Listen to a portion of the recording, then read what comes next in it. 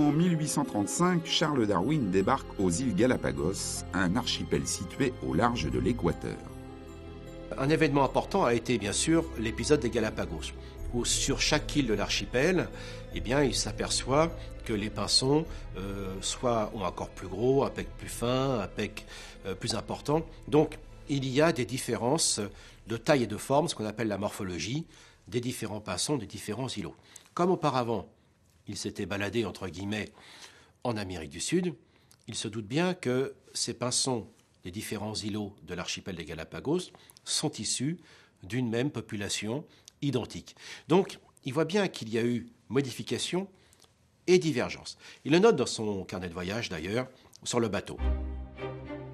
De retour en Angleterre au mois d'octobre 1836, Darwin confie l'expertise de sa collection de pinsons rapportés des îles Galapagos à l'ornithologue John Gould. En février 1837, ce dernier l'informe des conclusions surprenantes auxquelles il est parvenu. Chers collègues, je m'excuse d'avoir précipité cette entrevue, mais je pense avoir fait une découverte importante.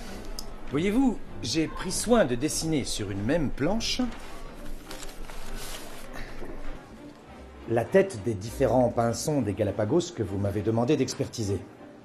Au début, je pensais qu'il ne s'agissait que de simples variétés d'une même espèce de pinson.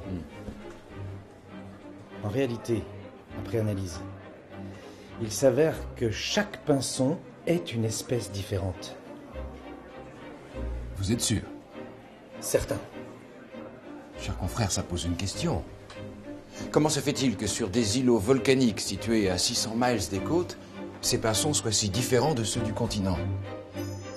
Quand John Gould lui dit « Vous avez affaire à différentes espèces », alors c'est des espèces qu'il décrit sur des différences morphologiques, taille du corps, taille du bec.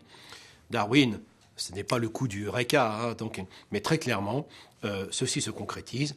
Et Darwin voit bien qu'en effet, dans les événements récents, des populations, il n'y a pas si longtemps que cela, de pinsons d'Amérique du Sud sont arrivés aux Galapagos et se sont adaptés en fonction de la taille des graines, des insectes qu'ils mangent et des plantes.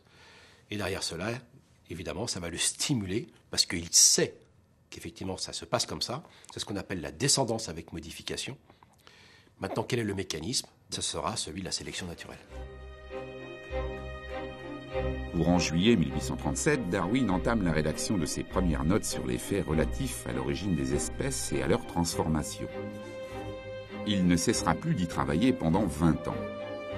Toutefois, il lui reste à comprendre l'essentiel, le mécanisme qui permet aux espèces de s'adapter à toutes sortes d'environnements.